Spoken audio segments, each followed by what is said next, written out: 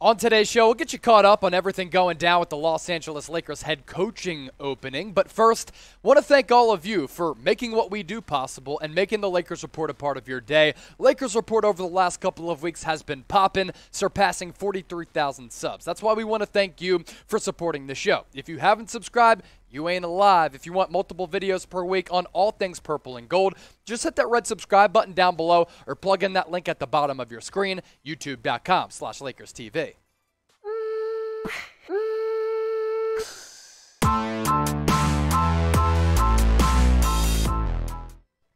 All right, welcome into the Lakers Report by Chat Sports. I'm Chase Senior. Hope all of you are having a fantastic start to your week on this fine Monday.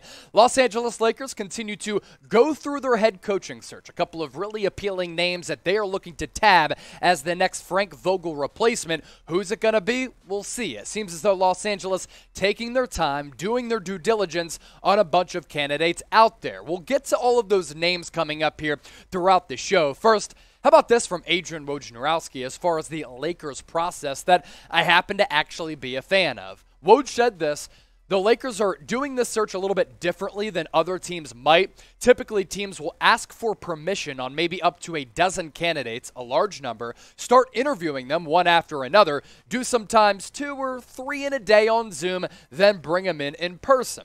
The Lakers, what I'm told, they're going to do essentially this: call for permission on a couple of guys at a time, talk to those coaches, think about it, and then move on to a next group of 2, perhaps even 3 candidates. And for LA, they're in a very fascinating spot. Most iconic franchise in basketball, coming off a disastrous and really epically awful season.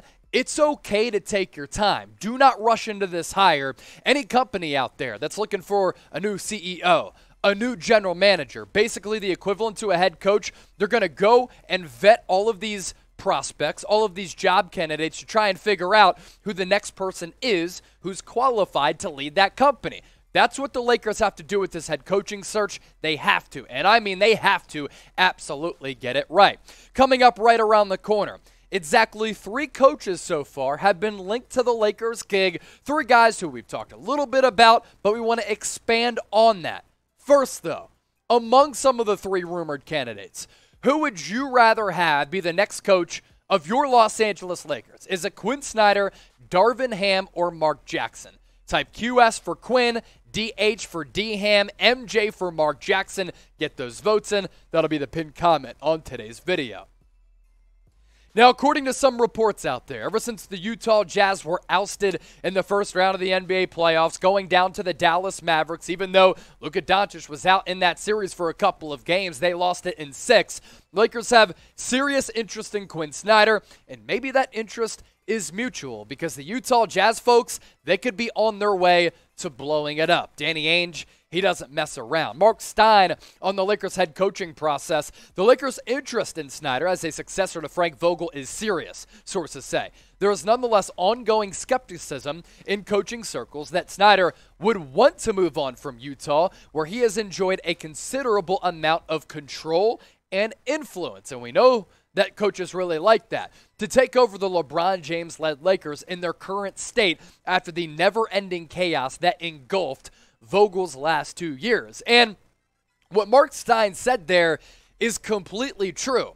Does Quin Snyder, even if the Jazz decide to rebuild, Rudy Gobert saying either pick me or Donovan Mitchell, so a trade of one of those superstars seems to be likely, want to go from what he's familiar with, what he's comfortable with having oversight and input on that roster, where he's had a lot of success, even though the Jazz have failed to make it out of the second round of the playoffs, to go to a more, I guess, pressure-packed job with the Los Angeles Lakers, and also go to a franchise where LeBron James is aging. You never know when he's going to get hurt and when Father Time could catch up to him. Anthony Davis is often injured. There's so much pressure within that Lakers head coaching job. And last year, there was so much chaos. There was so much inconsistency. There was so much drama with Los Angeles. And the pressure in LA, it is much more profound than the cushy state of Utah. But Utah is about to blow it up. So if Quin Snyder isn't on board with the future plan for the Jazz, maybe he decides to leave. Maybe Danny Ainge, who's now the governor of the Jazz, basically in control of the direction of that franchise, thinks that they need a change at head coach. Maybe he decides to move on. If you want to move forward with one of the two of Donovan Mitchell and Rudy Gobert as the faces and the pillars of your franchise, maybe they don't want Quin Snyder to be the head coach. They want a refreshing change of scenery that could open up an avenue for Quin Snyder to go more so out west to LA. As for what he's done with the Jazz, 372-264 record on almost a decade run, 8 years to be exact. He's won almost 59% of his games. Jazz had made the playoffs in the last 6 years. He's had success in a smaller market. I like his adjustments on the fly. I just don't think that the Jazz are good enough defensively on those wing spots. Playoff record, he's won 41% of his games. I don't put too much stock into that. Haven't reached the conference finals, but he's really maximized that roster to a certain degree. I want to hear from Laker Nation once more in the comment section right below me. Would you like Snyder in LA? Do you think that he'd be a viable candidate and the best candidate to come out of this grouping right now? Type L for like, D for don't like. Once again, get those votes in. Coming up a little bit later on the show, right around the corner, latest on Darvin Ham. He's the lead assistant for Coach Mike Budenholzer of the Milwaukee Bucks, and the Bucks, without Chris Middleton, able to win their first-round playoff series without any problems against the Bulls. And then second round, game one, take down the Boston Celtics without Middleton. Giannis, he's the best player in the world. Darvin Ham has helped him develop. We'll get to him here momentarily. First, though, Lakers Report can also be watched and seen and taken in on the Rumble app. And we've surpassed 1,000 followers on Rumble, which is absolutely awesome to see. Free and uncensored content over on Rumble. You can watch us on YouTube, watch us on Rumble. You have choices to make, and it's all good. You can watch us anywhere you want, but continue to grow to the platforms that you use. So give us a follow, rumble.com/LakersTV. Let's get to 1,500 subs ASAP. And if you go to that page by using that link down below, rumble.com/LakersTV, and you comment on this video, Lakers, first 5 people to do that, we will give you a shout out. But when you do plug in that link and when you do comment on the video, make sure you hit that follow button so you can take in some more and sometimes exclusive content on the Rumble app. Okay, let's get to Darvin Ham now. What's going on with Ham? Could he be the next head coach of LA? Could he take over for Frank Vogel? And would he be a good candidate? The Mike Budenholzer coaching tree, it's been pretty impressive, actually. You look at the coaches that he's helped develop that have been a part of his staff.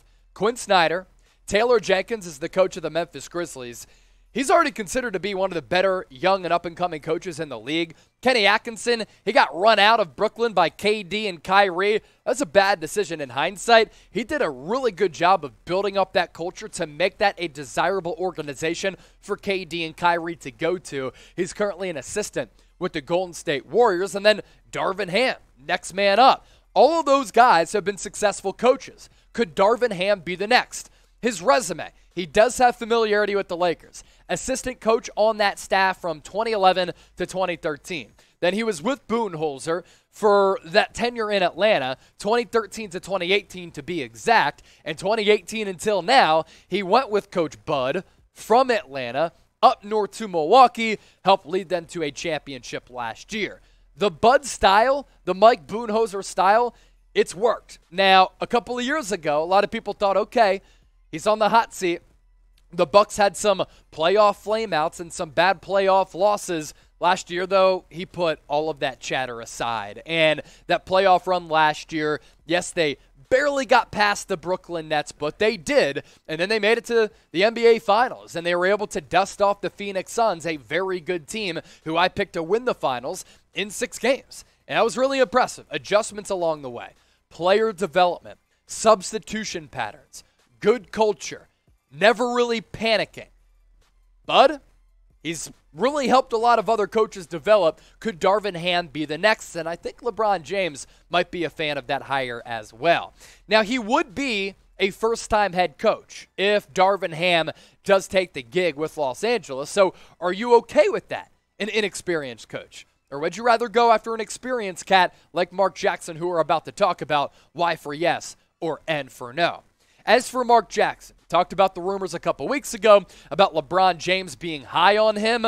He's considered to be one of the leading candidates for the Sacramento Kings. Obviously, if the Lakers wanted to hire him, he'd take that job over Sacramento, the perennial dumpster fire. But if the Lakers don't want to hire Mark Jackson, he just wants to be a head coach again. And according to Adrian Wojnarowski, he is one of the favorites for that gig and one of the finalists. Now, for Jackson, he clearly wants to be a head coach again. He took over the Warriors prior to them going on that dynastic run. They won a lot of games in Golden State. Now, they pivoted off of Mark Jackson, went to Steve Kerr, and in year one, they won a championship. So that damaged the viewpoint of Mark Jackson to a certain degree. But mama, there goes that man. I think the kid can coach. I think the man can coach, and I think he's going to be able to coach with the Sacramento Kings or the Los Angeles Lakers. Mama, we'll see where exactly he goes if he doesn't put back on the headset for ESPN, if he doesn't get one of those coaching gigs. I talk about his resume, 2011, 2012, and look, he only got 3 years, right?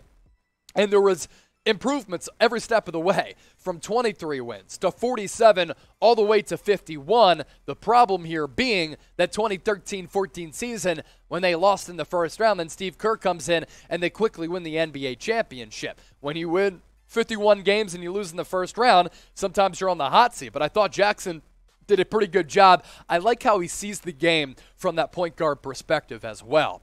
Pick a head coach. We're going to ask you this question one more time before we get out of here. You like Quin Snyder? You like Darvin Ham? Or do you like Mark Jackson to take over for Vogel? Let me know. And when the Lakers do make their decision as to who will be the next head man on that bench, leading LeBron James, Anthony Davis, and the crew, hopefully not Russell Westbrook, we'll keep you in the know. Make sure you subscribe to the channel for more Lakers videos.